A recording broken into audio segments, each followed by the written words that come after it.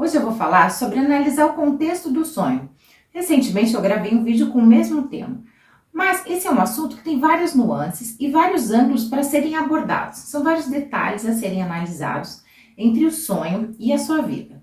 Mas hoje tem uma coisa muito importante para você analisar o contexto do sonho. É preciso que você entenda ou que você saiba o que as escrituras realmente significam, para você aplicar esse conhecimento das escrituras nos teus sonhos, na sua interpretação. O que eu quero dizer? Que toda a base da nossa interpretação estão nas escrituras. Mas se a maneira com que a gente interpreta as escrituras não é a maneira correta, então isso com certeza vai afetar a nossa interpretação. E é sobre isso que nós vamos falar hoje. O foco principal que eu vou abordar hoje, para que você esteja alinhado com as escrituras, é a tão famosa graça que as igrejas pregam tanto. O que quer dizer essa graça? E como se aplicar isso verdadeiramente em sonho? Se a sua interpretação da graça e o que ela significa não estiver alinhada com o que as escrituras dizem, a sua interpretação vai estar errada. Deixa eu te dar um exemplo prático. Algumas igrejas, elas dizem que a mulher não pode pregar. Mas e se você tem um sonho dizendo que Deus está te chamando para você pregar, para você levar a palavra? Você vai interpretar ou você não vai entender essa mensagem de maneira correta. Então a gente tem que olhar sempre o que as escrituras dizem, e não o que a igreja ou o homem ou a interpretação de alguém vai nos falar. Então sempre que você analisar, o que você entender o foco, você pensa, o que as escrituras dizem com relação a isso? Então hoje nós vamos falar ou vamos alinhar o que quer dizer a graça. Essa graça eu já expliquei em outros vídeos que ela está sendo explicada pelo próprio Jesus no capítulo 5 do livro de Mateus. Mas eu quero de maneira prática falar contigo, baseado no texto de João, capítulo 8, do versículo 3 ao 11, o que quer dizer essa graça? Então esse tema de analisar o contexto, ela tem várias nuances. Mas como eu sempre digo, você é a melhor pessoa para interpretar os seus sonhos. Então o contexto ele vai estar falando de pessoas, lugares, talvez roupas, e o significado disso para você. A pessoa que sonhou é a pessoa que melhor vai dizer o que um lugar remete, qual é a memória que um lugar remete para ela. Se as pessoas desses sonhos são pessoas boas, pessoas ruins, qual foi o tipo de experiência que você viveu com essas pessoas? Isso vai te ajudar na sua interpretação a entender o contexto de qual a mensagem que está sendo falado, que Deus está falando usando esses elementos. Então o contexto é isso, aplicar aquilo que o sonho está te mostrando, a sua realidade. Se você ficar comigo hoje, até o final desse vídeo, eu creio que você vai se surpreender o que esse texto tem a nos ensinar. Eu acredito que você nunca tenha ouvido algo parecido. Então fica comigo até o final. E se é a primeira vez que você está vendo esse canal, eu te considero a se inscrever, acionar o sininho das notificações, deixar o seu like ou o seu dislike. E caso tenha uma dúvida, faça um comentário.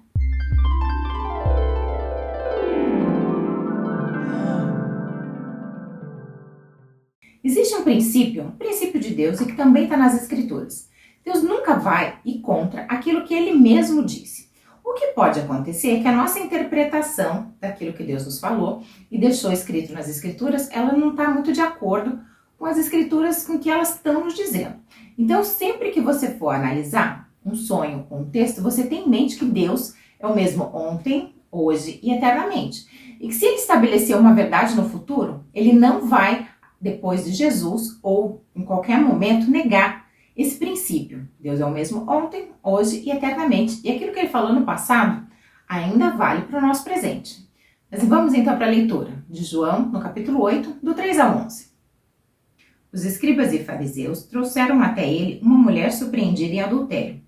Forçaram-na a ficar em pé no meio de todos e disseram a ele: Mestre, essa mulher foi apanhada em flagrante ato de adultério.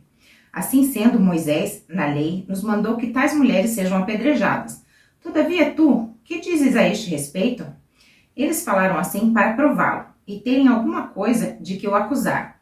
Mas Jesus, inclinando-se, escrevia na terra com o dedo, como se não tivesse ouvido. Porque insistiram na pergunta, ele se levantou e lhes disse: Aquele que dentre vós estiver sem pecado, seja o primeiro a lhe atirar uma pedra. E novamente inclinou-se e escrevia na terra. Então, aqueles que ouviram isso, sendo convencidos por suas consciências, foram se retirando um por um, começando pelos mais velhos até o último. Jesus foi deixado só, e a mulher ficou em pé onde estava.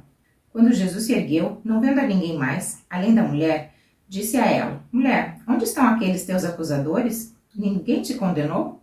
Disse ela: Ninguém, Senhor. E assim lhe disse Jesus: Nem eu te condeno. Podes ir e não peques mais. O que as igrejas pregam é que através dessa passagem, Jesus ele inseriu a graça. Mas o que as escrituras falam a respeito? Se Jesus em Mateus capítulo 5 fala que ele não veio para negar a lei, mas para cumpri-la, como pode então Jesus ter libertado essa mulher sem ter cumprido a lei?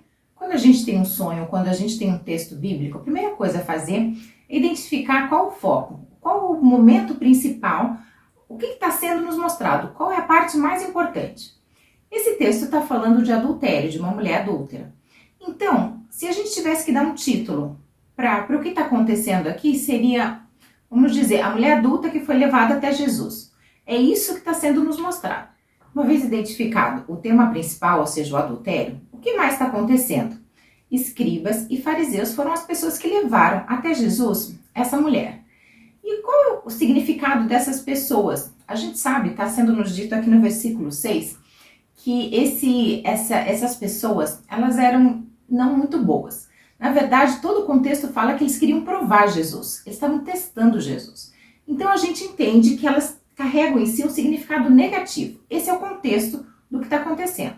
Outro detalhe aqui, que está mostrando que essas pessoas carregam um significado negativo, é que elas chamam Jesus de mestre. E mestre é uma coisa boa, não é mesmo? Você está admitindo que alguém tem conhecimento, que tem algo a passar. Mas a gente sabe que essas pessoas tratavam Jesus assim, mas que no fundo as suas intenções eram más. O próprio texto está falando que eles estavam provando Jesus. Então isso é mais um detalhe que mostra a falsidade e que esses personagens carregam um significado negativo. O versículo 5 está apontando ou está mostrando a lei de Moisés. E dentro dessa cultura israelita, as leis estão nos 5 primeiros livros da Torá, ou do Pentateuco, e eles falam de qual eram as leis de relacionamento, de julgar, ou como as pessoas deveriam se comportar. Eles estão usando a lei de Moisés e falando que essa mulher deveria ser apedrejada. Era isso que a lei falava nesses casos de adultério e outros casos, mas a gente está usando especificamente aqui o caso do adultério. Mas o que eles queriam com isso era fazer uma armadilha para Jesus. Mas veja que Jesus não se deixou intimidar por aquilo que eles representavam e por aquilo que eles estavam trazendo até ele. Tanto é que Jesus continua escrevendo na areia e depois passa a bola para eles. Ah é? Vocês querem que eu julgue? Por que não julgar vocês? Não foram vocês que foram as testemunhas oculares do que aconteceu? Se ela está tão errada assim, atirem vocês a primeira pedra, e se a lei que diz que ela deve ser apedrejada e vocês estão convictos disso, tudo bem. Se a consciência de vocês está tranquila, pode jogar a primeira pedra.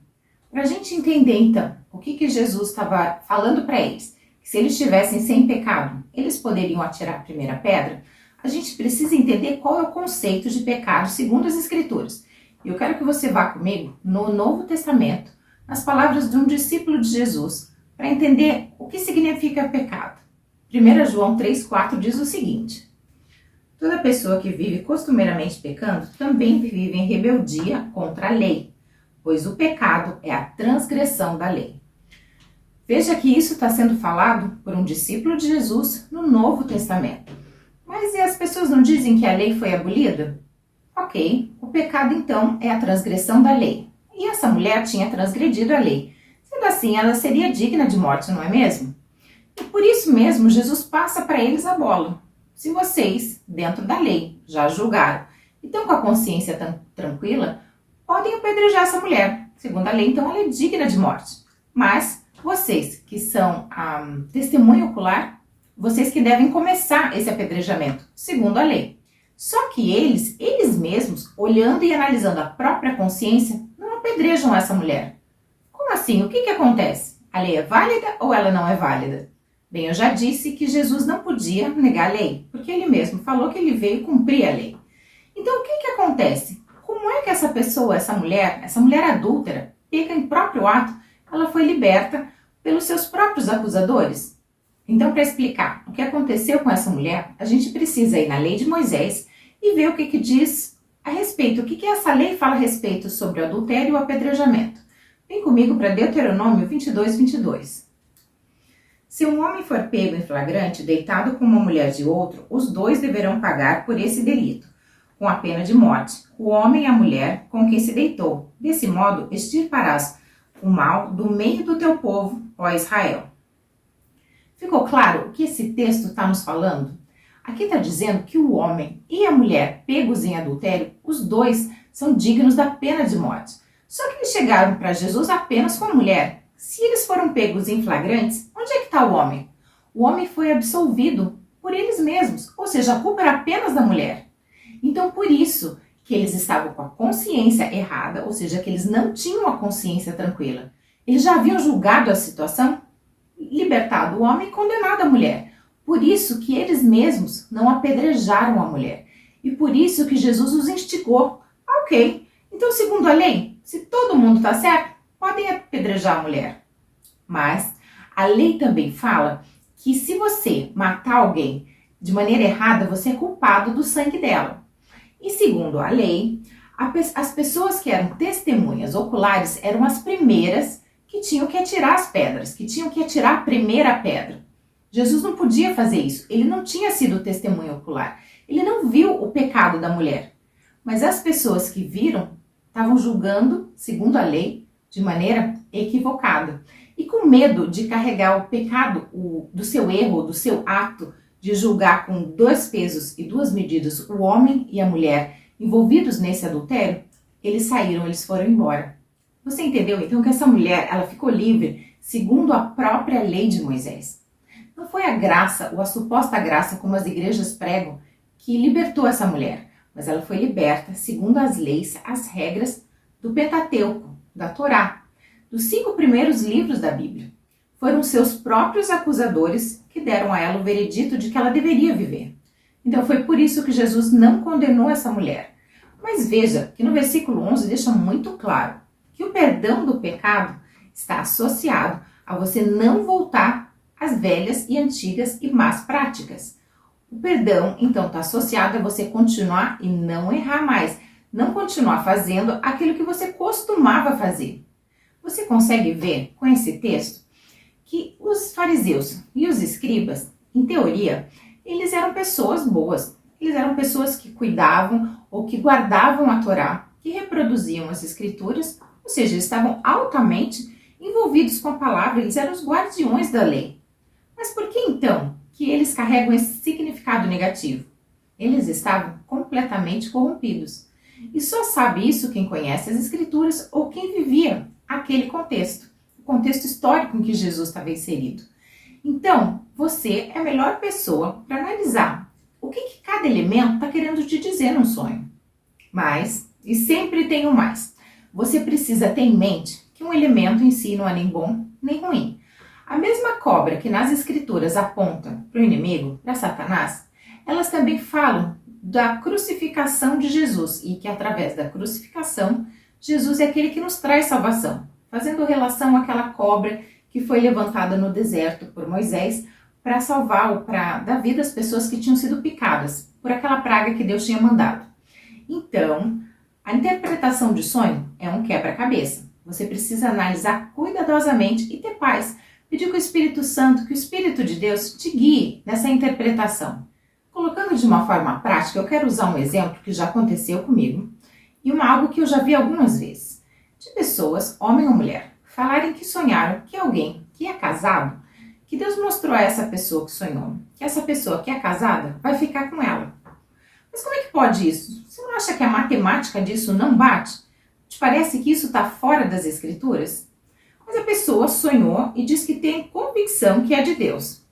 Na verdade, o que está acontecendo? Esse tipo de sonho ou é da própria pessoa, a vontade dela de ficar ou de ter um relacionamento com essa pessoa casada, ou então é o inimigo te dando um sonho e querendo te enganar.